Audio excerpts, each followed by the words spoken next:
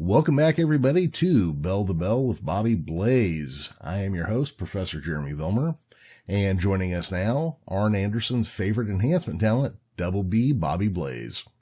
And I'm talking to you today from Johnny Broromi's Fish Company in Tampa, Florida, 906 South 22nd Street in Tampa, open all day Sunday, or as this podcast dropped on Tuesday morning. Thank you for joining me, Professor. I saw an old ad, man, for a program in the 70s.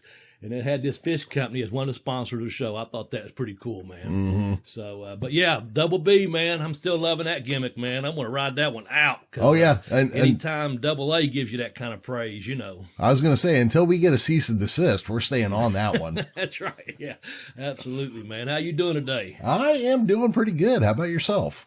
Doing good, man. I think it's been chilly here, but I think spring's just around the corner, and I got that second shot. I'm still alive, I'll say that. And yeah, I'm glad to be here, man. I've been looking forward to this one all week, to be honest with you. Yeah, this should be a fun one. This week we're going to do our own inaugural Hall of Fame class. Yes, that's. I think that came to us. One of our fans also gave us some suggestions on that. Mm-hmm.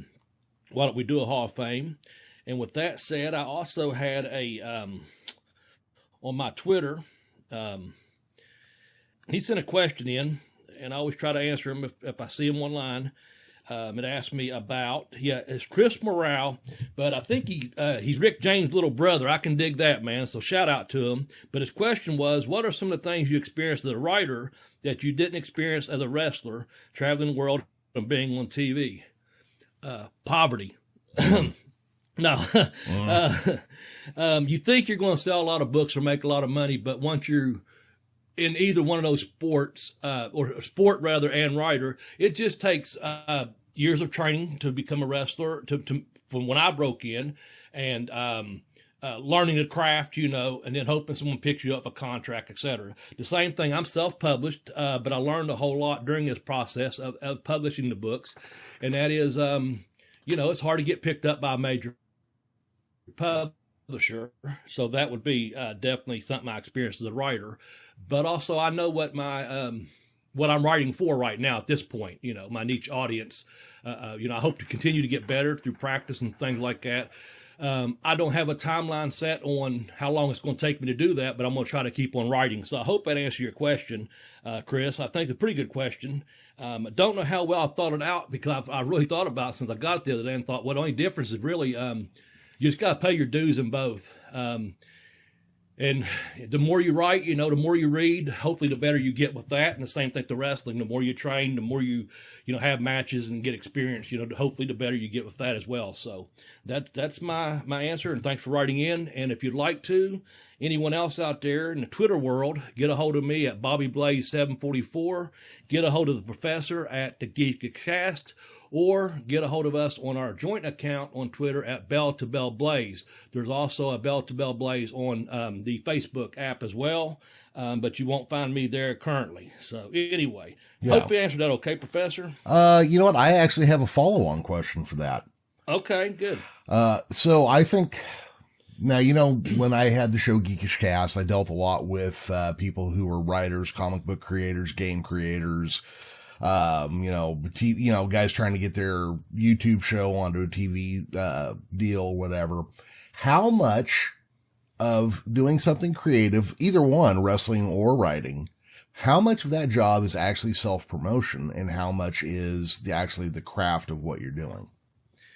Oh, on the books. Now, I learned this as an author. It's 1% of getting the book out there. It's 99% marketing. You got to keep marketing. I think, you know, could be off a little bit on those numbers, but it's a high percent, 95 to 5%. You know, the rest in comparison is, I think, as we both know, and I think a lot of our fans do, your talent can go a long way. But hell, if no one's recognizing you or not putting you on that TV, or if they even put you on TV and you have talent and not using you a proper way, you know, there's so many things that, you know, it's six one way, half a dozen other, is what I think, because you could be working some territory or some independent show, but if no one's seeing you, you know, you're just going to keep on working for the hot dogs and the soda pop, whatever. Then you get the TV chance for, you know, whatever's going on regional or nowadays, national and international. If you're not being used properly, you're just like, okay, so many of these guys will be so lucky to get to the big show, up to the, WWE, on NXT or, eventually to the main roster, what have you. It just takes years, man, but someone has to notice you and take an interest in you. And to the training center, the same thing. They bring people through there now, former athletes from other sports. So it's a tough business either way. And obviously the same thing with the writing. I think if you get your book in the right hands, someone gives you a good review. That's helped me in the past. If I get on a podcast, and they say they've got good numbers, and I'm doing a podcast, I can tell from, I got a couple book sales out of that particular podcast, something like that they got a good following. After our podcast, every week I check and, if I can see if a book's been sold or not, because we're still marketing at that point, which we're going to be talking about here in just a minute. But anyway, I don't know. I've kind of went around it there. It's kind of the same. It's marketing. I mean, who's going to hear about you if you don't get it out there? You could bring the biggest star to the Ashland National Guard Armory or to wherever, and if you don't put any posters out or radio media, it's now social media and television, you can have an empty parking lot and an empty arena and a couple guys sitting around going, what can we do wrong? Because we lost a shitload of money on this show. Yeah. I mean, you got to get out and hand out those flyers still. I mean, Oh, yeah. Yeah. So, anyway. Right. Yeah, so that was the question. Good that question. was the Yes, question sir. I had for that. I'm always amazed by how much, look at a guy like Zicky Dice. He was getting ready to do stuff. He was TV champ, and then all of a sudden shit happens. Well, almost immediately he starts a Twitch channel and, just starts promoting every day. Mm-hmm. Now he was a musician before he got into wrestling though. So I think he might be bringing some of that fucking punk rock sensibility in, and that's where he gets it from. Yeah. Yeah. He's very creative, Yeah. To him, I won't say it comes easy, but because I know for a fact he works hard at what he done, because prior to one of those NWA tapings, he got a little fender bender, I think, and he had to still make it to the show, and get to do the filming and stuff, recording, and he was just talking about being on the road as a musician and stuff. So he's probably got that creative juice, but he understands the marketing of it a little bit, he has to be out there still. Just because he's not on NWA tomorrow, he's going to be, like you said, Twitch Town or what have you. He's putting out content every day. Yeah. So that's pretty amazing. Yeah. Hey, Bobby. So let's kind of get back onto the planned content here of our show. How did you feel about our Kurt Hennig episode last week? Man, I thought it was solid. I really enjoyed it. I thought we had obviously a perfect subject matter to talk about. Mm-hmm. And I thought we brought it off pretty good, man. I heard a lot of good feedback. Yeah, I thought so as well. I posted that to some other people's Facebook groups with a quote from Hulk Hogan where he was talking about if you drew Kurt Hennig as an opponent, you can't outwork him, you can't out wrestle him, you can't outshow him, so you're just kind of stuck, you're not going to be better than him. What I thought was interesting were all the people in the Facebook groups who were like pissed that Hulk Hogan had a quote like that. Like, then why didn't you give him a title shot? And of course, the reason Bobby, why didn't Kurt Hennig get a title shot if Hulk Hogan felt that way? Well, if he felt that way, he already knows he's not going to outwork him. Outshine him. And he's the biggest star. You can't come up here and muck up my damn, I can't have you up here with me, brother. You're going to outshine me. You got to bump me. You're going to outwork me. Built damn near perfect, compared to Hogan. So yeah. Yeah. Probably just another good reason I don't linger around Facebook much anymore when I see something like that. Because you kind of answered your own question out there, people. When you read the quote and who it's coming from, well, you already can see but one thing is, I was smart enough not to book myself against him when I was the WWF champion. And that's pretty much what it comes down to. Yeah.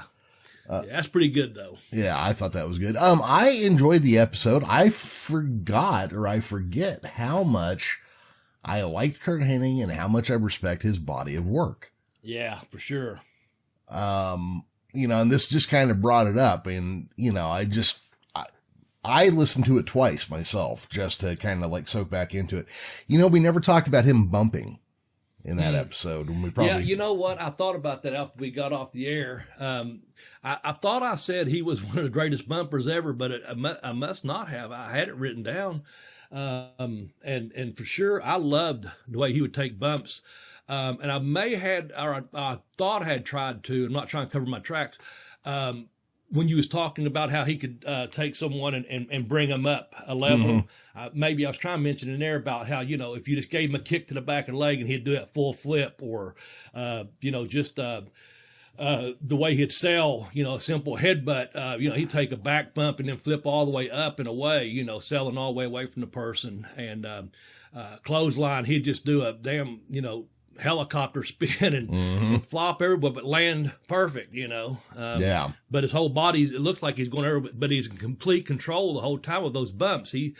I don't know that he had any bad bumps. I'm sure he did, but as far as looking at his work, you know, he could do through the ropes, over the ropes. He done the upside down the turnbuckles. I mean, he could do every bump, man. And he done them, you know, like I said, damn near perfect. Not to keep using that, but that's the thing. He was a hell of a bumper.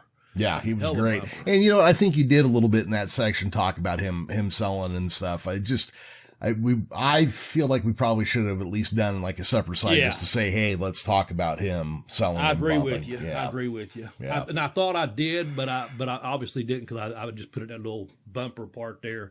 No pun intended about, you know, him being able to work with someone, you know, not up to his level or what have you. So Right. And then just for anybody who like pointed it out or tried to point it out to me, yes, I realize he died of an overdose. Lots of people do, and it doesn't take away from their talent or their time in life. So, that's just how that is. Let's move on now, Bobby. This is where I get out my tinfoil hat. Okay. Yeah. I'm going to put on my tinfoil hat, get out my little corkboard map here. So yesterday I sent you a tweet from David Marquez, just kind of pointed it out to you. Yes, sir. That Nick Aldis had blocked David Marquez, from his Twitter page. Now, David Marquez has still been throwing out little barbs here and there aimed directly at the NWA, but today he sends out one with a picture of Adam Pearce that says, now that's a real world champion. And Sparks is the one who pointed that one out to me. Yeah. Okay, so a couple weeks back, I said, I think I smell a feud coming up. I definitely think I smell a feud coming up now. Yeah, there's something going on there, man. There really is. And as we mentioned off the air, you know, Scrap Daddy, he's still with WWE, correct? Yeah, as far as I know, yeah. As far as we know, yeah. And so then you got Nick NWA, and then you got this Marquez with the UWN, and there's something definitely going on there, man. I think I didn't put it on that. I put a like by it because you sent it to me, and I did like it because you said I see a problem, or I foresee a problem or something. I still think it's a work, and you know, I still want to put that on Twitter, because then you know. But I do. I think there's something, and I think it's gonna be good. That's the thing. And that's how you work the people. You get it, you make it good. And guess what? If something doesn't happen, call me a mark. I don't care, because as right now, to me, I'm like, I'm wanting something to develop from this. So let's keep our eyes and ears open on that. Yeah, I think it's great. I like how a lot of these wrestlers who aren't using it to break kayfabe. Okay, first off, let me say, I fucking hate that. If you're feuding with somebody, don't put a picture of you guys at the arcade together on Twitter. That's exactly what I was getting ready to say. Thank you. Yes. But I like stuff like this, where people are starting to use Twitter as kind of, I don't know, in place of the old magazines maybe, or something, but it's something, yeah. Yeah, it moves the narrative forward. It allows you, I mean, you don't have to spend any money to do it. It lets you move things forward and develop your character for free. And you just got to stay on top of your shit. I like that. I think that's really cool. Yeah. I think if you do it that way, that's great. You know, the feud, I don't even care if you're best friends, but when you're on social media and this and that, and you're out there, you do your match, and after the matches, you're not hugging each other, you're not out in a crowd together, you know, just go your fucking separate ways until your next match, you know. But, putting that, like you said, we're down at the arcade together, or, you know, that's bullshit, man. I don't know. I like that old school mentality though. And I think right now they're really, if they are doing something, if Marquez is trying to do something, I think Aldis is in on it. I don't know how Strap Daddy comes in on it, to be honest with you. Other than he was an NWA champion. I know that part. I'm just saying. But where he's at, you know, maybe he's allowed to work something outside of there.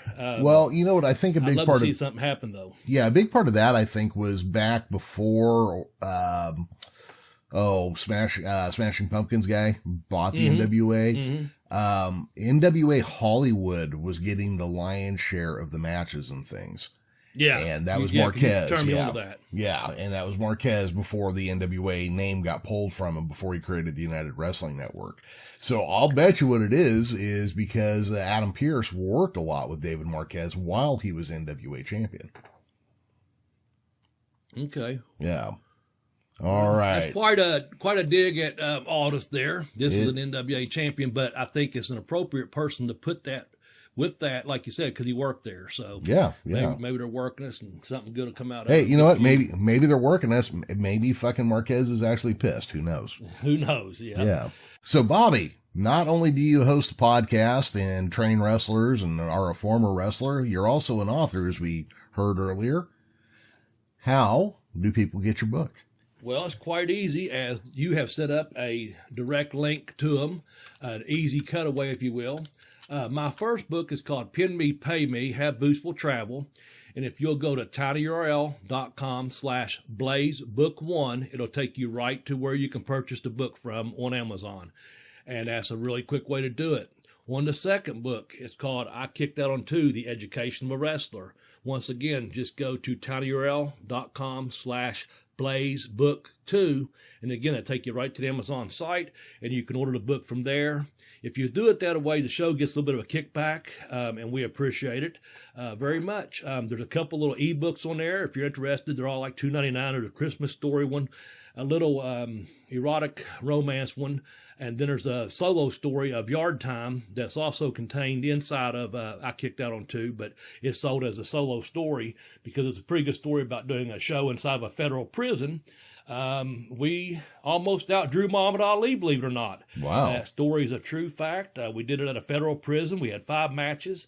Ali had come through there in March, and out of about 1,200 inmates, about 800 was eligible to come to the show. And they drew about 668, something like that, out on the yard. Muhammad Ali could still do the shuffle then. They had the newscasters there, and it was a big deal. Those inmates, man, that's the thing. Ali transcends all races and religions and creeds, you know. So he drew a big crowd out there. Well, October of that same year, I brought in professional wrestling, and that transcends all races. They segregated themselves. We had blacks in one section, whites in another, you know, Mexicans in another section, then just the whoever's in another section, all around the ring. And now again, about 1,200 inmates, about 800 eligible to make it up to the outside to the yard. And it's called Yard Time for a reason. And we drew about 661. So about 6 or 7 people differential there. And believe me, in the federal prison system, those numbers are pretty damn accurate where someone's at all times. And we had a captive audience, and we had a good match. I won't give the finish away because it was a shoot. How it happened, if it hadn't happened any earlier in the match, we would have been screwed because we only had one ring in there, and some things took place that was it was just really cool, man. The only thing I guess the inmates were pissed off about, they wanted the women wrestlers in there. Wow. We couldn't take any chances on bringing a woman wrestler into a federal penitentiary, man. But we had it. Anyway, that's called Yard Time. Again, just go to, that's the single is $2.99 to download, or again, it's available inside of The Educational Wrestler. I Kicked Out on 2, The Educational Wrestler, tinyurl.com/blazebook2 if you're interested in that story. Anyway, fun stuff, man. I wanted to get that Ali in there, and also the wrestling part, that the transcendence of for that 2 hours, it's kind of like that Shawshank Redemption movie. You know, it's that deal there. For that, the time those guys was up on that roof, put that tar down, and all they got was a couple beers out of it, and just a hard day's work and sucking a couple of suds back, they felt like humans again. Well, when I brought that professional wrestling show in out there, for that couple hours, those guys weren't in prison. They were in Tampa at the Helmsley Auditorium. They were in Ashland at the National Guard Armory. They were in Baltimore, Pacific. They were wherever they was from, sitting by another convicted felon, and they were at a wrestling match. They were human again. You know, it made them feel good. And I got a lot of positive feedback on that show, by the way. So, yeah, it made them feel human again, man. And no one got in fights out on the yard either. Like I said, everyone kind of segregated themselves. But each group was enjoying the matches, you know, very much, very much. Oh, that's good. I mean, that's kind of wild. And yeah, I mean, I wouldn't exactly think the self-segregating in prison is a negative, because if you don't, you might get shanked. So, yeah, you know, yeah. Absolutely. No, they did it themselves. And, you know, we had one section that had some Asians, some Mexicans, some whites, some blacks, and just some people that just didn't fit into a particular group that were loners or different type of inmates, you know. Some of them didn't want to be fucked with. A lot of them didn't, you know, but a lot of them have friends too in other cliques, but they knew where to sit at, you know, once you got there on the yard. But anyway, yard time in the big house. Yeah. So check that out if you get a chance. Yeah. All right. So Bobby, why are we here today? What are we doing this episode? Oh man, this is the Bell to Bell 100% legit and official Hall of Fame. I guess the only way to make it a little bit longer is the Bell to Bell 100% legitimate and official Hall of Fame. Yeah. But we're going to talk about the Hall of Fame that we're starting here. We'll be visiting this again if one of your favorites does not make it onto one of our lists. But we've got 10 people, 10 names. Categories for the Hall of Fame. I'll let the professor explain that to you, how the categories will work and how we arrived at these particular people to enter our first class of the Bell to Bell 100% legit and official Hall of Fame. Yes. So, I think one of our goals was to not repeat ourselves very often here. So we were trying to think outside of our normal groupings as much as we could, because this is going to be our first class. So this is going to be like, these are going to be our big opening, our big names right out the bat, you know. So we have 5 wrestlers that are just in here as wrestlers. We're going to have one heel who's in here for his skills and ability as a heel.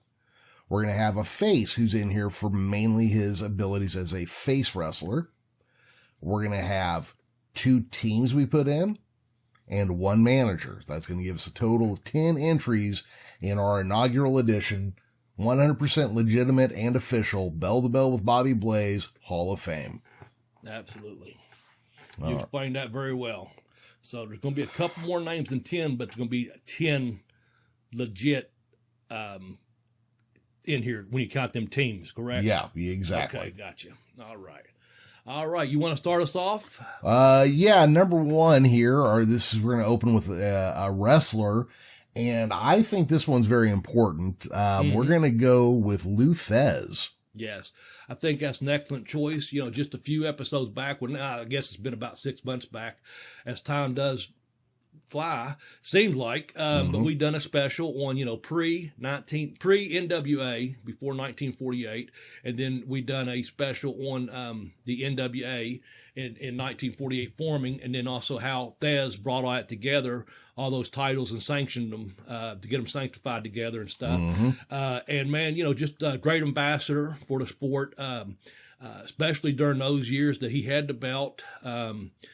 All the world travel, and also being legitimately a wrestler, you know, being able to stretch you and hook you and you know, shooter and hooker basically. Yeah. To that title, you know, just meant so much. And I think Lou Thesz, and I think you'll see once we get through all of our 5 wrestlers, and you'll follow the format here, I think it's undeniably, wrong if we don't have Lou Thesz mentioned as our first wrestler into our first official Hall of Fame. Yeah, it's absolutely. Been an injustice, yeah. I think so. Again, like you were saying, he unified several world titles into the NWA, I think I said sanctified. You know what I meant. Yeah. Justified, brother. Yeah, I knew exactly what you meant. And one of the things was they sent Lou Thesz to do that. Well, first off, because the first guy got injured, but you know, that's not really important. The reason you send a guy like Lou Thesz to do that is so the guy in Missouri who's holding the MWA title doesn't think he can get one over by beating Thez, Right. because there's no beating Lou Thez. Yeah, cuts down on the possibility of double crosses Exactly. tremendously when you have someone like Lou Thez in that position. Pretty much knowing that, if he's not going to do the job, he's going to do the job. Yeah, exactly. So that's one of those things. Like, I was talking to a kid at the not the grocery store, but at the liquor store by my place yesterday, and he's asking what we're going to talk about this week. And I said, well, we're doing a Hall of Fame. I go, I looked at him, I said, just out of curiosity, do you know who Lou Thez is? And he's like, nope. And I'm like, okay. So that's why we got to do this. Yeah. And, that's one of the things about our podcast. We've mentioned it several times. And we're going to have some new names popping up here today on our podcast that we haven't talked a whole lot about. Some we have, but we keep these names alive, man. We keep the tradition alive and keep these guys' memories alive, and we keep professional wrestling alive each and every week here on the Bell to Bell Bobby Blaze podcast. That's the way I look at it, man. Yeah, we are both fans of the history of pro wrestling itself, but also the history of pro wrestling. Mm-hmm. So as a sport and as a topic. And that's what I like that we've kind of turned this into. Yeah, absolutely. Yeah. Well, let's go on to heels, because this is going to be a big favorite of mine. Bobby, you want to do the introduction here? Yes. Jake the Snake Roberts. He's our first official heel into the Hall of Fame.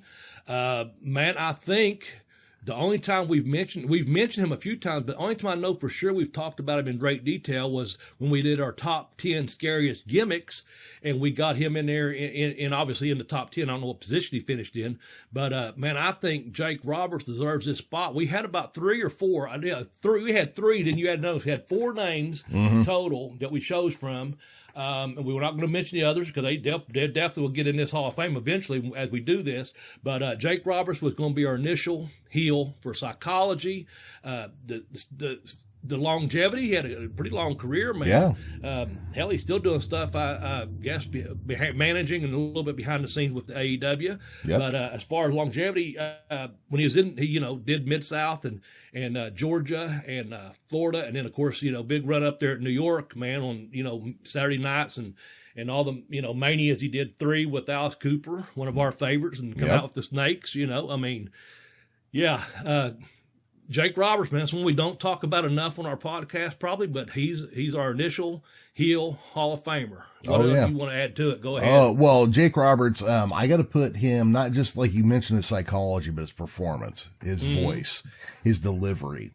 He opened one of his Snake Pit shows where he was quoting a Prince song and made it pants shittingly scary. Just his delivery and his way he phrased things. And dude, when he looked you in the eye through the camera, you were a little bit like, fuck, dude, look away. You're freaking me out. Just stop. Yeah. He just had a way about him that was scary. And the DDT, man. Yeah. That was, we've talked about that before, actually. Yeah. That was like the perfect heel finisher. Yeah. It was like a sniper shot that came out of nowhere. He just, short arm clothesline you and you're done. There's no getting out of this. I like that setup. That short arm clothesline was a good setup for that too. Yeah, it was a great one. And the thing about that is as I was taught, and always be able to do something you could do to anyone of any size, and both of those moves he could do to anyone of any size. The short arm clothesline right into the DDT. And, I was over in Australia with Jake the Snake Roberts for over 20 days or so on a tour bus, man, and in the air as well. And when I saw him in L.A., when I got to L.A., and for some reason he missed that flight. I don't know. It ain't my business, man. Well. So I went on to Sydney, or Honolulu rather, and then went on to Sydney, and I think Jake showed up the next day or two prior to the tour starting. But apparently he had come in from Puerto Rico, and the snake had died between Puerto Rico and L.A. Oh, God. So when he got to Australia, he had no snake. So anyway, the promoter, they was a big time promoter. One was a rock concert promoter, and the other one was a travel agent. That's where we got to stay at the Ritz-Carlton and the Hiltons, and just first class all the way, man. But they found a person, of course, in Australia. They found someone that had snakes as pets and used them, in sideshows and stuff. And So they got him a snake while we were there. And wouldn't you know it, man, about the fourth town in, the snake gets out of the bag. Shit. And they're paying this huge retaining fee, like $800 a night or something to use this snake, that it's not going to be injured. It's going to be okay and all that. So we get to the town. We get there early. They have the buffet. They have the beers, the whole shindig thing. I said it's first class. And I'm working like third match maybe, and think I did against AJ Freeman, if I'm not mistaken, that particular town, a New Zealand guy. So anyway, they're in the back there hustling around looking for a snake, man. Well, Liger, he worked with either D. Malenko or Chris Benoit, or they might have done a tag team that night. I'm not sure what, but his match had already taken place because they're trying to hold off for Jake. He's going to be the main event anyway, to try to find this snake. Well, in perfect English, in the locker room, you heard, "Oh shit!" And it was one Kishi Yamada, professionally known as Jushin Thunder Liger, was taking his shower about the time that a snake came up through the drain in the shower in the locker room. Oh, fuck that. So, and they captured the snake and put it back in the gimmick bag, and the show must go on, as you say. But I thought I'd just kind of throw that story out there, because sometimes I forget, that I've been to these places, know these guys, and know this behind-the-scenes story. Someone told me when I first book come out, a gentleman from Slam Magazine up in Canada, might have been Greg Oliver, I could be wrong. But anyway, nonetheless, he said, Bobby, he said, here's the deal, because I was just trying to get an interview with him, get my book plugged. And he said, man, you're like a fly on the wall in the locker room. That's great. That's good stuff, and that's kind of what I was. And what I did do is, as you know, if my book, I didn't go in there and trash people and say, I saw this person doing drugs or this person cheating. I didn't do all that dirt stuff. You know what I'm saying? I said, I know shit goes on. Everyone knows shit goes on in wrestling and show business and traveling and, hotels and everything else. So I'm not going to be the sparer of that. I'm just going to, have fun with it. But that's just one of the stories I like to share that happened. And then the last day of the tour, actually, where Jake had gotten there late, he didn't go to the Hard Rock Cafe until the last day because they were giving us all a T-shirt.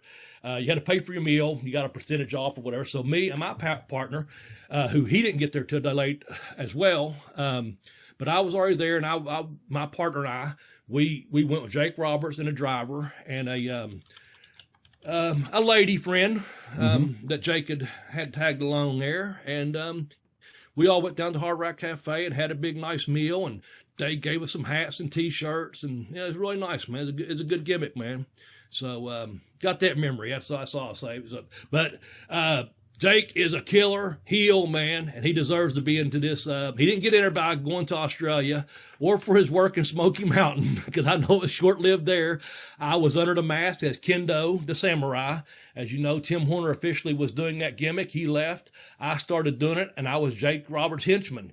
And after a couple of shows, Jake Roberts no-showed. And then someone else moved into the Kendo gimmick because I was like, I'm not traveling underneath this mask and can't sell gimmicks, and Jake's not here anyway.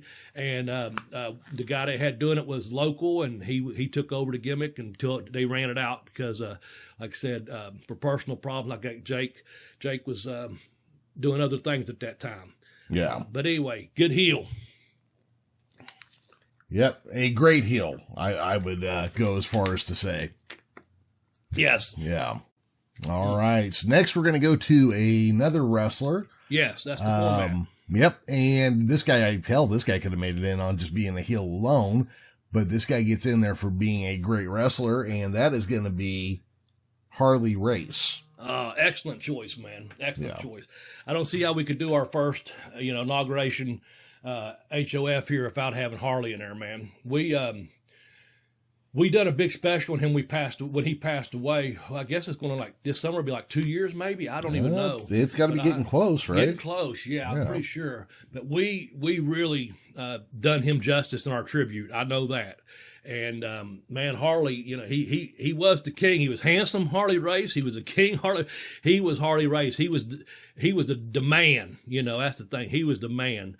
8-time NWA Heavyweight Champion? Is that correct? I believe that's correct. Yeah. Okay. And man, traveled the world. The same thing as Thez. He traveled the world with that belt. Wasn't going to be too many guys trying Harley. No double crossing, you know, all the trips to Japan, you know, big business over there, all over the U.S. At one time, you know, just worldwide. I think he went to, he did an interview, I think it was the 10th anniversary show up at Cleveland All Pro Wrestling way back in, it might have been around 2000, 2001, something like that. He said he had wrestled in 154 countries, I think, around the world.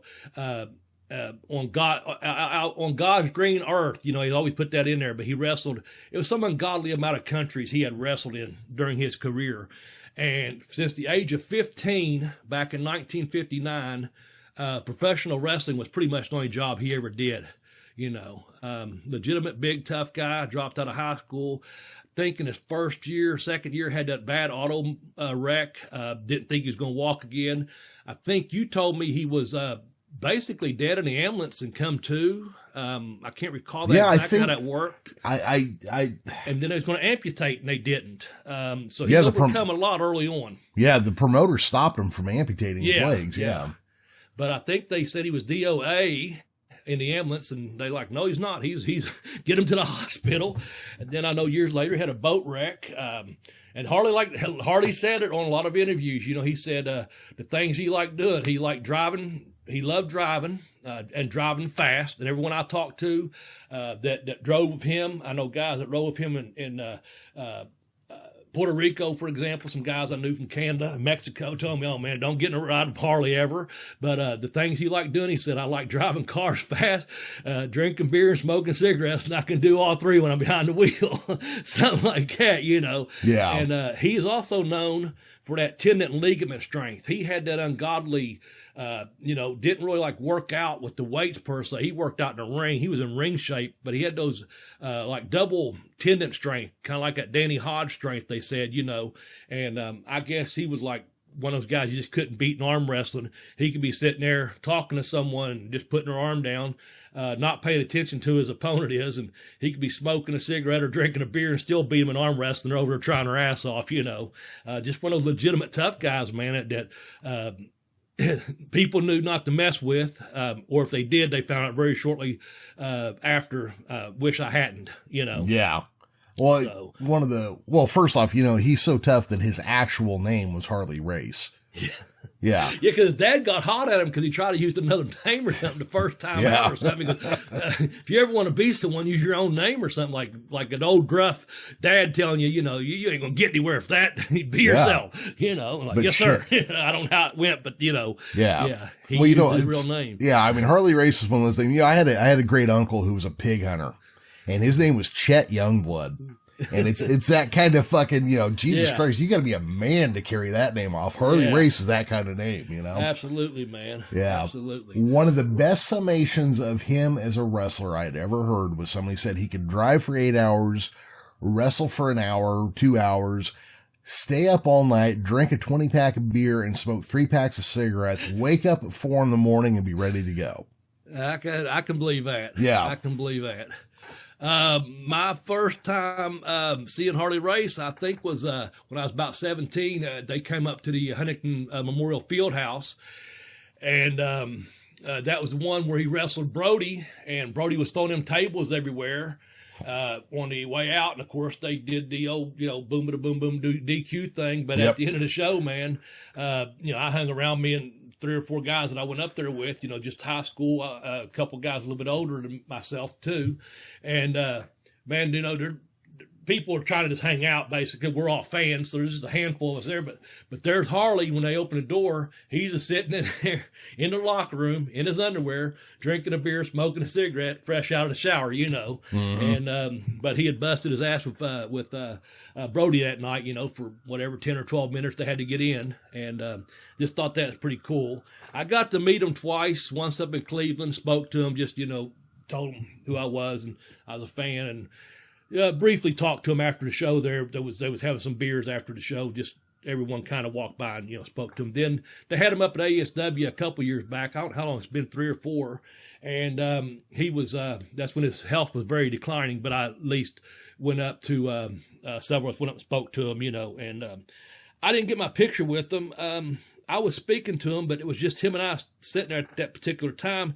And I kind of wished I'd have got my picture taken, but then again, I'm glad I didn't, you know, because he was already in pretty bad shape, to be honest with you. Yeah. But we did get to speak, and I was just telling what an honor it was to meet him. And I told him I'd met him in Cleveland. I don't think he knew I met him as a fan or one of the boys. It didn't matter, you know. I was just kind of marked out a little bit, but again, it was a professional courtesy thing, you know. Oh yeah. So, well, and how do you not mark out over meeting Harley Race? You know? Oh, absolutely, man. Yeah. Absolutely. I'd be more mad if I hadn't went over and spoke to him, you know what I'm saying, out of professional courtesy. Exactly. So, and there was a match going on in the ring, so it wasn't like I was over there to take pictures or anything like that. I went over to genuinely, you know, speak to him and say hello to him. Yeah. So, anyway, looks like our next one is going to be Best Babyface. And I will introduce that one since I'm such a babyface. Mm-hmm. Mm-hmm. And you're such a heel, Jeremy. Just kidding. Yeah, this one here. We had 2 people written down. Actually, we started with one, and I said, well, how about this one? He'll eventually get there, I'm sure. But you know who we chose, and we don't talk about this guy nearly enough on this program, and that is Ricky Steamboat, man. He's going to be our baby face for our official, the bell-to-bell 100% legit and official Hall of Fame. Our number 1 baby face going in this year, Ricky Steamboat. Yeah, we do not nearly often enough speak about this guy. You know, his match with Macho Man, I think, has been described as the first modern pro wrestling match. Okay. You know, he had a great feud with Jake the Snake. But, you know, he had a whole career before he got to the WWF. Right. You know, he was a great all around guy. He was that kind of, you know, he's a good looking guy. So the chicks dug him, and he was a badass in the ring. So the guys wanted to be just like him. Just all around good guy, pro wrestler. Yeah. Had that great physique. Tremendous wrestler in the ring, mm-hmm. and could talk, you know. Yeah. And, of course, he got the dragon gimmick up there in New York, and, still a babyface, you know. Mm-hmm. I don't think that he ever worked anywhere as a heel. He had a tremendous tag team with Jay Youngblood. They had a run with the titles, NWA titles. Of course, like I said, he had the in late 80s there, he had a big feud with Flair. They did the best of 3 matches. I did all 3 matches. I don't know if it's the best of. How was that? That was just going to be three times around or whatever it was. Did Nashville, Chicago. I think it was best of 3, but regardless of which, probably 3 of the best pro wrestling matches that had been put on for 15 years. Yeah, for sure. Yeah.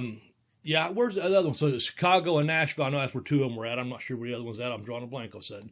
But he was always that babyface, man, and get the sympathy of the people behind him. Mm-hmm. And then, of course, when it's time for that comeback, he fired up, had a lot of fire, and could just about do anything in the ring, man. You know, when it come down to it, he wrestled, then he brawled when he had to, and then fought back, and with that, and then he ended up with wrestling, you know, with a pin or whatever the finish was, you know, and the fans always seem to be behind him. I don't think anyone, I know there's hardcore people that like to cheer for the heels at the shows, and that's perfectly fine.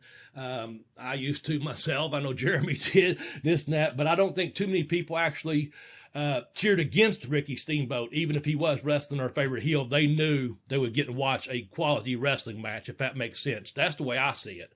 I don't think they sit there. It might boot them underneath their breath going, man, he's handing Flair's ass tonight, or whoever it is, the Macho Man or whatever. You know what I'm saying? They knew he was the man they deep down probably wanted to cheer for as a babyface, but they didn't because they like Teal a little bit more. You know I'm getting that. Yeah, absolutely. But first class. Yeah, and you talk about like him, like the sympathy of the fans kind of thing, which is, I think it's something that's ignored a lot now. Ricky Morton still does it, but Ricky Morton's a little bit older now. But you think about that time Ricky Steamboat took the bell ring to the throat. The time Jake DDT'd him on the concrete. So many just like these moments that you watch and you were like horrified seeing, like, oh my God, I can't believe they did that. And yeah, just great stuff. And then of course his in-ring ability was just outstanding. Yeah. Deservedly so to be in our first class here. Yeah. Let's switch gears. We're getting ready to go back to a wrestler again as the format of the show unfolds before your very eyes on a bell-to-bell, 100% legit and official Hall of Fame. The initial class here, we're going to go to another wrestler. And who might that wrestler be? Well, this one is going to be the incredible Hulk Hogan. Oh, yes. The immortal, the incredible, the invincible Hulk Hogan. Thunderlips. That's it. The ultimate male. Yeah, there you go.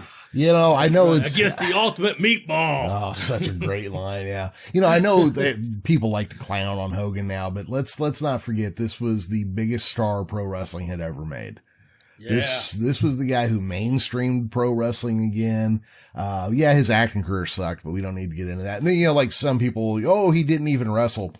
That's right, because he was told not to. Go watch his matches against Inoki. And he wrestles. Yeah.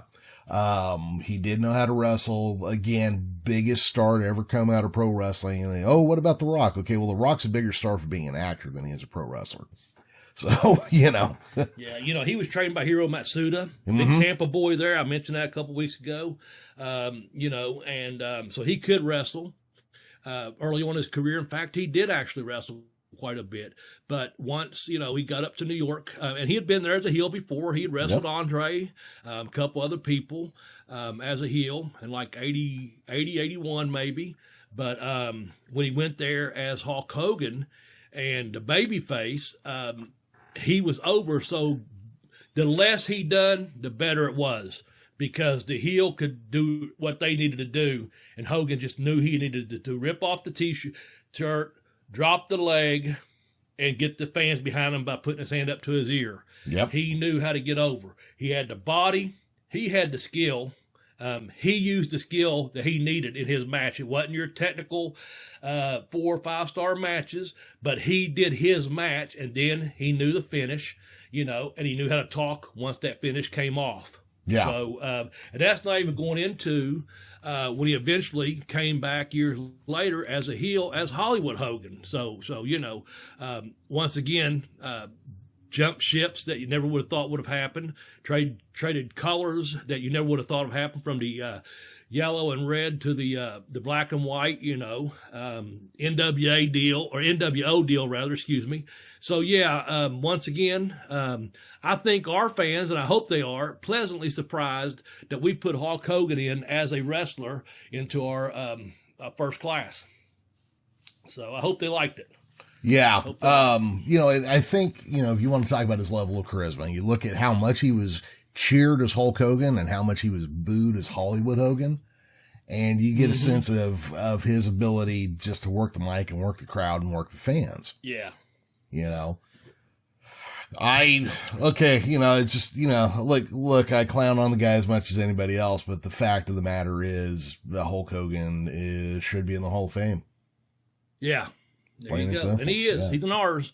Yep. And this is the only one that counts, by God. This is the 100% legit and official Hall of Fame. That's right. All right. So the next category is going to be teams. I'm going to let the professor kind of preface this, and if you would, Professor, how we arrived at this, because we don't want anyone to say, oh, there's more names than 10 on here, and that's why. Here's why. The good professor is going to enlighten you fine folks out there in Podcastville. Yeah. So, this was a little trickier one. So we're trying to keep it to 10 names. But, we were going to do teams, and there's no way you can handle some teams without having multiple members. So everybody in the team, or in one case with a particular version of a team, makes it in. Yeah. Bobby, why don't you board approved and certified. Yeah, that's right. Why don't you go ahead and do our first entry, because we have two team entrants here. Okay. I think it's no surprise to anyone in our listening audience, the greatest tag team of all times, the Midnight Express with their manager, Jim Cornette. The version we are putting in are Stan, Bobby, and Dennis, and Cornette, Jimmy Cornette as their manager. That's going to be considered one unit, man. And as we mentioned here just a couple weeks ago, and we did it a couple years ago, they were voted upon by our fans as the greatest and number one tag team of all time. And that was by our audience. And we had quite a listing of audience listeners back at that time, because we had the active YouTube page at that time as well, and Tex had put a nice package together on the Midnight Express.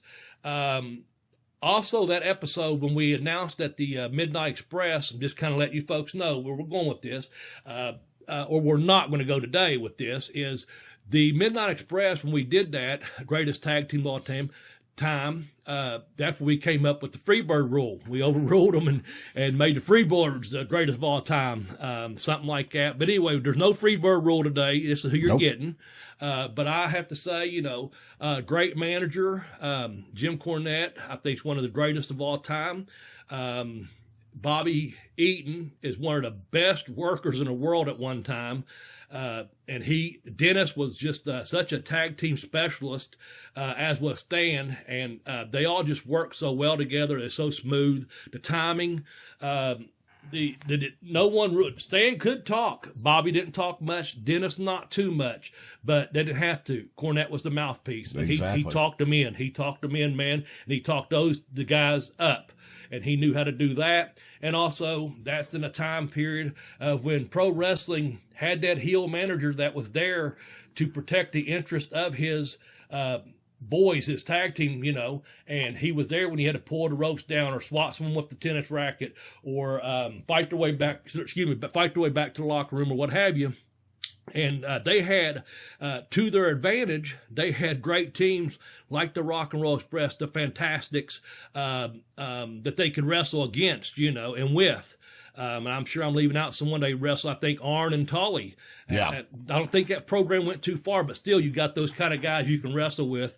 It's not too hard. It's not rocket science. Just get out there and work your ass off, listen to those crowds, take them up, take them down, and go home.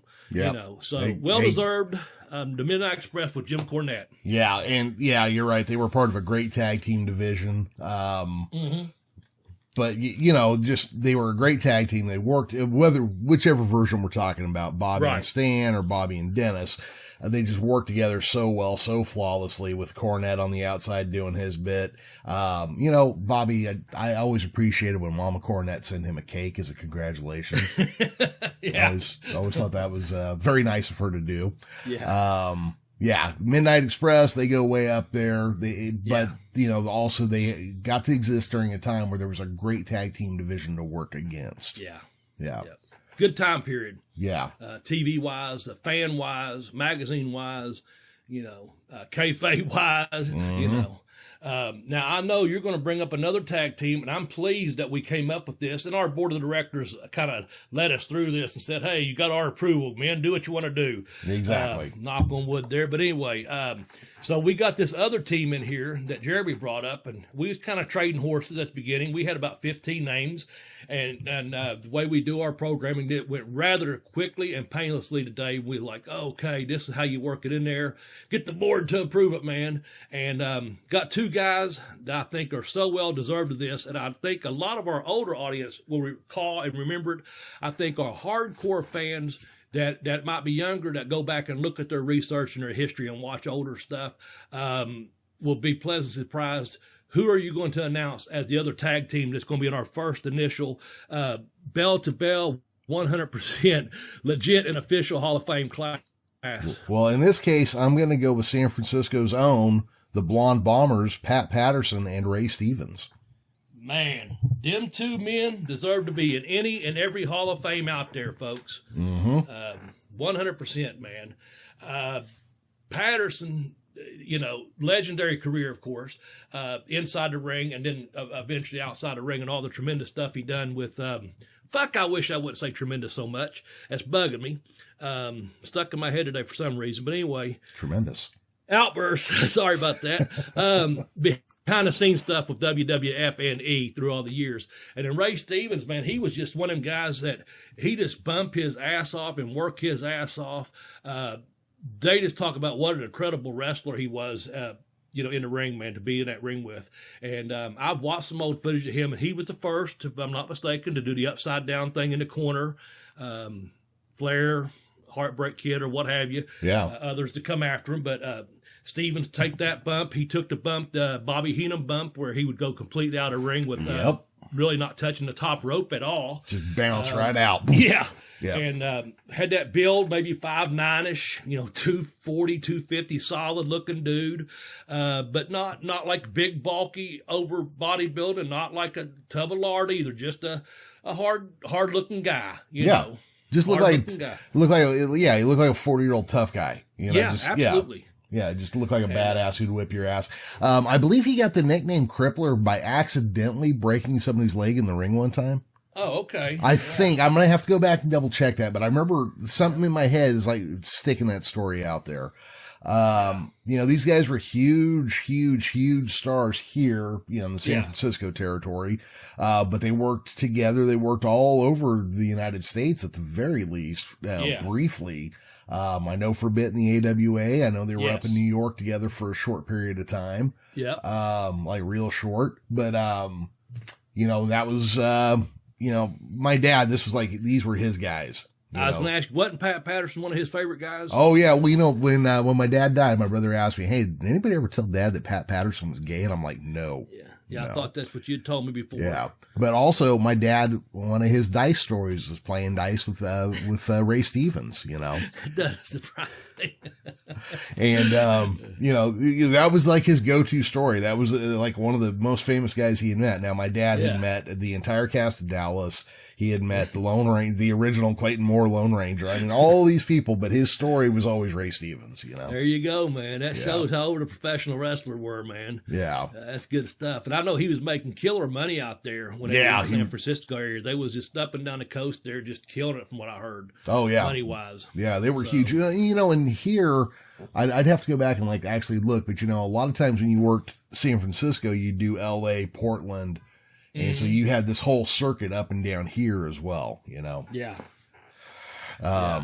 And I know Rock Rims, not that he needs our publicity, but he has some really good books out there about San Francisco wrestling and Northern California wrestling. Is that correct? Yeah. I've Los got Angeles. one on Ron Starr. I know he's coming out with another one soon. I'm drawing a blank on one more he's already got out. But anyway, check out some of his stuff, man. He's on Twitter at Rock Rims. Just look him up. Some definitely really worth, good books. Yeah, when he tells you that a book is getting ready to go print, buy it right then. Yeah, because it's not going to be around very long, and he takes a long time. He does limited editions, I think, too. I think he prints them himself out of the back of a car, and I think he goes out and ships them himself. And that's not a dig. I'm just saying. No, he's got it down. Yeah. He sells a shitload of books, but he said, I'm putting 500 of them out there, or 1,000, whatever it is, and that's what he puts out there. Yep. And if you're lucky enough to get one, you're lucky enough to get one. And he just announced, well written. Yeah, he just announced this week that he's doing a Ray Stevens biography. Okay, cool. Yeah. I'd like to see that. Yeah, I was like, the minute this pre-sells, you have to tell me. Yeah. Yeah. Yeah, I knew he had a couple, when I bought a book from him prior to Christmas, and he just sent some personal information about some information he might be looking for someone. I'm not sure if he's announced it, but it's someone from the West Coast. He's going to do a book one too. I haven't seen it announced yet on that, so be looking for that in the near future from him. I'm sure he's pretty active. I kind of got off base there, but that's where he'd go to get some information though about the Blonde Bombers, Patterson and Stevens. And there's footage out there of them guys on YouTube. Check it out sometime. Oh yeah, man. There's full episodes like we have found about with Florida and all these other places. Yeah, there are full episodes of Big Time Wrestling San Francisco available on YouTube. Yeah, I watched a few of those you sent me. Yeah. So Piper was great on there, wasn't he? Piper was the one that was great. Yeah. That's the one you sent me. That was really good. I was going to say, right now might be the time to mention, so let's now mention YouTube is what it's talking about. We still have a YouTube channel out there, guys. It's, it's tinyurl.com/videoBBBB. That's the one Tex put out. We're still getting a lot of hits. I think the Paul Orndorff one has like 250,000 hits still, something like that. I mean, it's a lot. There was about 1.6 million views.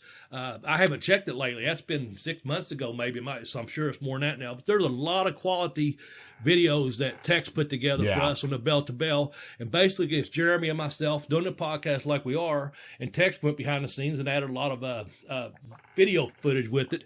And it's just us summing up everything and talking about our top 10s. There's also a really good one with Jeremy going off on a rant why the WWE hates wrestling. That's one of my favorites to listen to sometimes. But there's some fun stuff. There's the Bobby Blaze, just a swinger one on there. That's hilarious. From the local news where they found a local swingers house here in the greater Ashland, Kentucky area. And they asked my opinion on it at a pretty liberal area of town surrounded by schools, churches, and I was at a grocery store parking lot, and they asked my opinion. I said, hell, give them my number. I'm single, and Jeremy has to smart me up. He said, Bobby, if you want to get invited to the swingers house, you got to have a partner. And I was like, well, I was kind of wanting to just get invited. I did see, I know a couple people that do go there. I've not been invited. I might just have my own swinging pad happening anyway, so I don't really care. But no, I saw a young lady not too long ago in passing, and I always acknowledge her. She's a very nice lady, and if I didn't know certain people and she didn't know certain people, I wouldn't know certain things. But you know what? I never mention her name. I never mention anything to her when I see her. I treat her very kindly, as she does me. It's a professional courtesy. But I know, and she knows, and I'm good with it. I just wish she'd give me an invite. Well, there you go. Because I'd go to Chow Town, downtown. Anyway, Tex done one on swinging, and that's pretty funny. Back to the show here. I think you need to announce the next wrestler. So we went through wrestler Luthez. The heel for the first class was Jake Roberts. The wrestler number 2 was Harley Race. Best babyface for our Harbor Fame for this time, we picked Ricky Steamboat. The third wrestler was Hulk Hogan. We just did our tag teams, the Midnight Express with Jim Cornette and the Blonde Bombers, Pat Patterson and Ray Stevens. And now we're back to our next wrestler. All right. Let the professor introduce him. Well, the next wrestler is a guy I would make an argument for being the greatest world champion of all time. And that's going to be Nick Bockwinkel. Yep. And we did that early on, like maybe third podcast. We had a little thing going back and forth, man. And I was just like, oh, man, I'm going to say this other guy. And you're like, nah, here's my reasoning for Bockwinkel. And the more, but I didn't show how you had to be convinced, fuck you, great world champion, man. Yeah. Carried the AWA strap for all that time. But, man, dude, unlike I'm being right now, so eloquent when he spoke, always in great shape. Even when he got older, hell, he was out there and he looked great. Fuck. And he could work his ass off. Psychology, the way he drew you in, the way he drew heat. I saw him with Lawler several times. I'm trying to think who else I saw. Oh, I saw those 2 matches you mentioned with Mr. Perfect, So yeah. Anytime you saw Nick Bockwinkel, man, you would see a true world champion. Yeah, absolutely. He could hold his own as a wrestler. Of course, his dad was a pro wrestler, like one of the original pro wrestlers. Yeah. But he could hold his own against an actual wrestling talent like Vern Gagne, who was a lot of people, younger people are going to have no idea. Vern Gagne could out wrestle just about anybody. He's an Olympic athlete. Yeah, just smash him. And Nick Bockwinkel could put on a hell of a show with him. Him and Ray Stevens as the tag team champions were an outstanding team. They could, you were so mad by the time they got done, either in the ring or on the microphone. You were ready to fucking I'm going to get in that TV screen. I'm going to choke the living shit out of the two of you. Bockwinkel was a champion's champion. He traveled where he had to travel. He put on a great show every time. He never wrestled the same match twice. No. Tremendous interviews. I said that word. I said I wasn't going to say it, but yeah, unlike me, he had a very strong vocabulary. He was UCLA graduate, which I was impressed with that. And he was always reading, they said, a dictionary, a thesaurus, looking up different words. I heard that about him and John Studd. They were big into that. But of course, obviously it came through in Nick Bockwinkel's interviews and promos. He used words that you'd sit there and say, is he insulting me or us as the audience? Or what is he doing? Is he putting us over? Is he putting his face? He'd dumbfound you sometime, but it draw you. It'd draw you. And you're like, let's see what's he saying? And you listen to his words. He didn't do a lot of yelling. He just talked. That's one of the things about his interviews. He talked. And I like that, man. Yeah. Nick Bockwinkel, he let everybody else yell. He spoke. Yeah, exactly. Yeah. That's the old Malenko said, he said when you go to territory to work, if everyone else is yelling, you talk. If they're talking, you yell. And that's Bockwinkel. He let all them guys yell all they wanted. But Bockwinkel just spoke, whether he's working as a babyface or as a heel or had a manager. He just knew, this is what I'm saying. I'm going to say my piece with it, because when I get in the ring, I'm going to show you. And he always did. I don't think I ever saw one of his matches that you thought was half-ass bad. By any means. I'm sure somebody could find one, but I bet you they'd have to work their ass off to do it. Yeah. Yeah. I guarantee it. So Nick Bockwinkel, the fourth wrestler into our bell-to-bell 100% legit and official Hall of Fame, man. And we're about down to the finish of our list here. I was just about to tell you to do the manager, but you just did Bockwinkel, so I guess I'll do our first manager inductee. I know I will get no argument with you over this, that he is the greatest wrestling manager of all time. I said it. If you got JJ and Cornette and Jimmy Hart all saying this man was the greatest wrestling manager of all time, Jeremy telling me this, I have to buy it, and I have to agree with it. It is none other than Bobby the Brain Heenan. What a great manager. Outstanding. I think the thing that sums him up best that he always said was, you wrestle like a manager and manage like a wrestler. Well, I like that. Yeah. And, he was a great performer. He was great on a microphone. Like we said earlier, we kind of hinted around, he could bump like a son of a bitch when he had to. Yeah. He wasn't afraid to take an ass kicking to make somebody else look good. I would say Bobby Heenan is one of the reasons Hulk Hogan solidified as big a star as he became. Was he, going against the Heenan guys. But I mean, Heenan was great. I watched some of his interviews with Kurt Hennig the other day. Those were fantastic.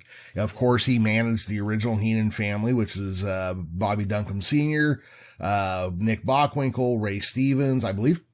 We keep having trouble. Pat Patterson may or may not have been in there. I want to say that I want to say that I've seen that he was, but I'm not 100% sure. Yeah. And we done a special not too far back where we mentioned, we did a whole special on Bobby Heenan. So you can go back there into the archives and look that up. Cause we did about an hour on him, I guess. With some of the different things we really liked, like 10 different things we really liked about Bobby Heenan as a manager and stuff. And man, when he was on that color commentator with Jesse Ventura or whoever he was out there, Gorilla Monsoon, of course, was them two was the, that's the click right there,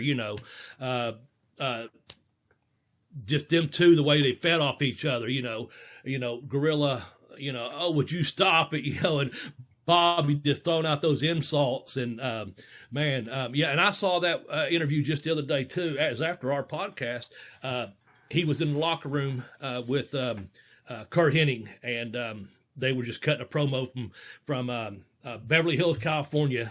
There's going to be wrestling in L.A., and they just they nailed it, 2-minute interview, and they just nailed it. It was just like, come on, champ, Mr. Perfect, or what. It was good stuff, man. It was a match for the Intercontinental Championship belt's what it was. And it was a good, I don't know if I saw bad, but it was a good one. I was like, damn. That's good. Oh yeah, those guys together were great. And I know you and I ran into a little problem with this question one time, but for my money, Bobby Heenan's the greatest manager of all time. Maybe one of the top 3 microphone guys, period. Yeah.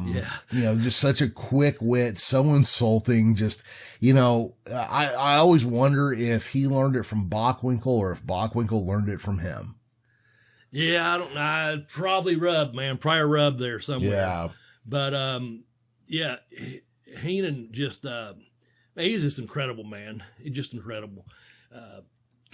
Just that quick wit, the way he get people and stuff, But I heard I've seen him outside the ring when I was in WCW.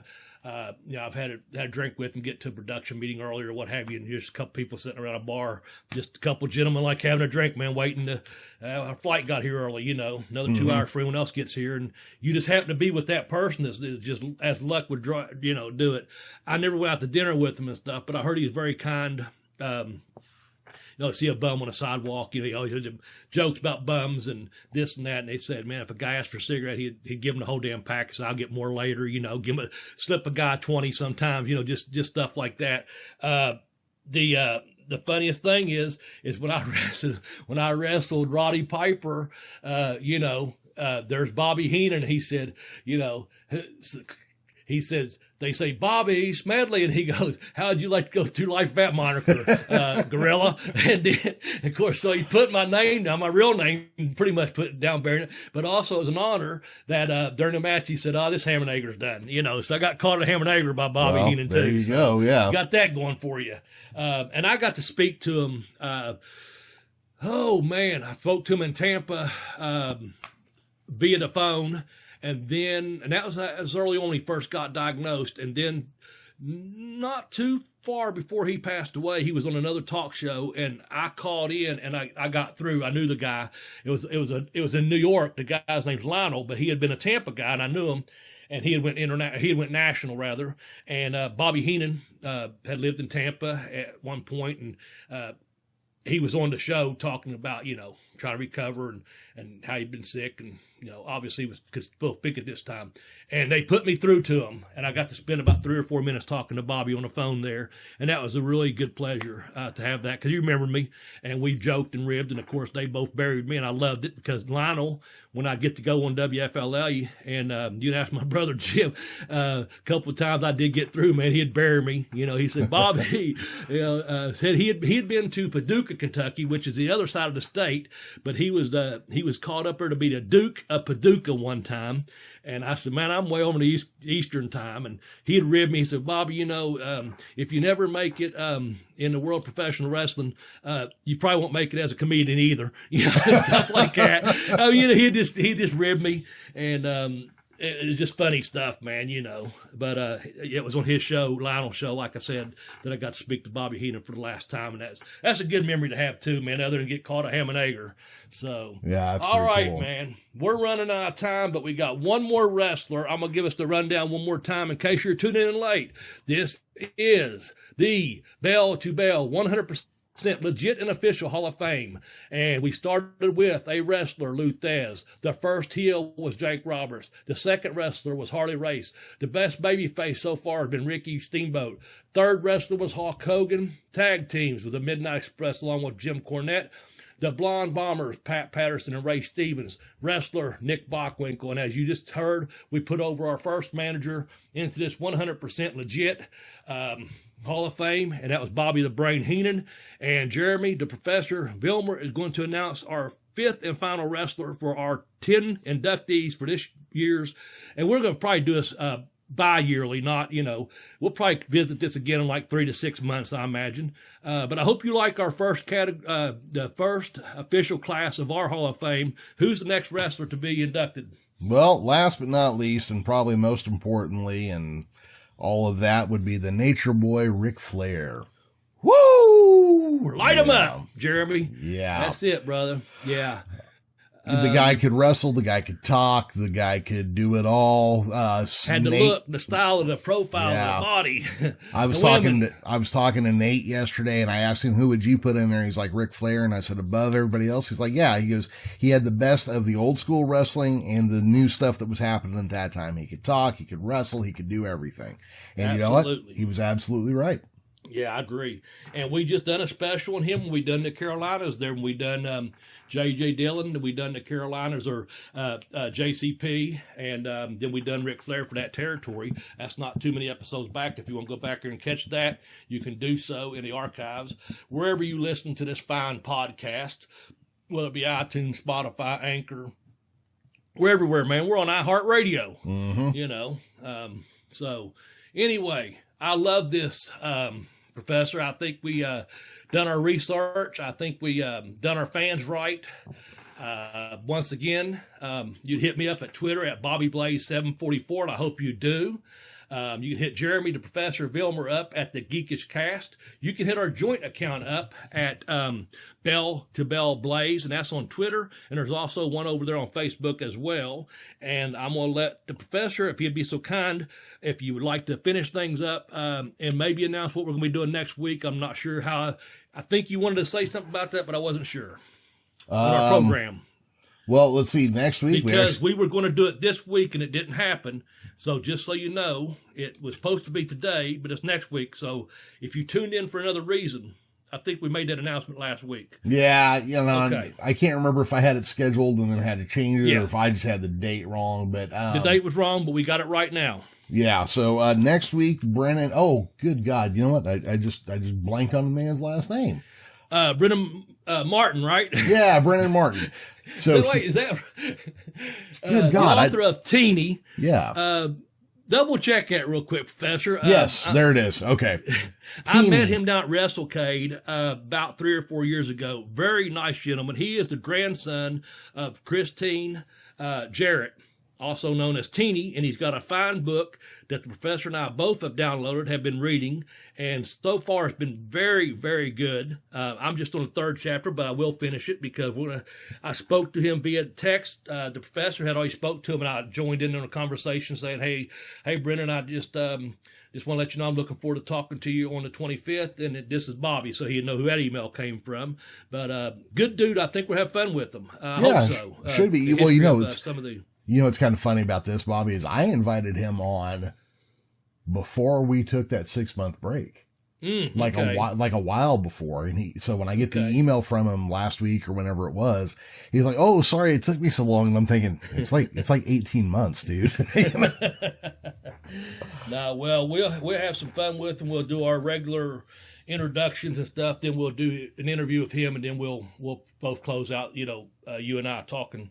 Kind of what we'll do on this show, kind of like what we've done with Ron Welch there. Yeah. We had him on, and what a pleasure it was, you know, but we got to talk some ourselves. Then we had him on, then we finished up. So good stuff is in the future.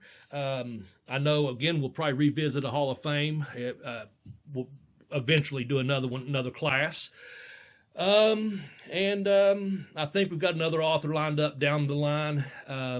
And also possibility of another podcaster coming on. I'm not quite sure who that's going to be yet. We've kicked around some names, but we haven't really decided to invite anyone else on yet. But we have talked about it. So. Yep. Well, look, there's a lot of great authors out there that we sure could talk to. You know, I lost track of the guy. Somebody was working on a movie with Rob Van Dam and another wrestler named Effie, who I guess is like pretty big on the indie scene on the East Coast. You know, there's a lot of people out there we could catch up with, a lot of creative people in the wrestling business and wrestling adjacent business. Bobby, I'm a little concerned right now though. What's that? What's going on? Well, I've been reading Stephen King's Christine. Okay. Well, I think I got the wrong book. Oh, because you're supposed to be reading Teeny. Yeah. Teeny is the title of the book by Brendan Martin. And you're reading the Stephen King Christine. Yeah. You're in for a world of difference. Christine 16 there, that crazy ass car is going to be a little bit different than about the fabulous ones coming in and making a whorehouse out of the Tennessee territory. It's 2 different readings, Professor. Okay. Well. I just give the fans a clue there. We are going to get Teeny The Christine Jarrett story, not Christine, the car by Stephen King. Oh man, you sicko, that guy. Wow. Man, you're going to give me nightmares just talking about it. You know what? I think we better just go because I apparently have a lot of reading to catch up on. Absolutely. I do too, my friend. Yeah. All right, everybody. For the late Tex Johnson, myself, Professor Jeremy Vilmur, and Arn Anderson's favorite enhancement talent, Double B, Bobby Blaze. Bye-bye, everybody.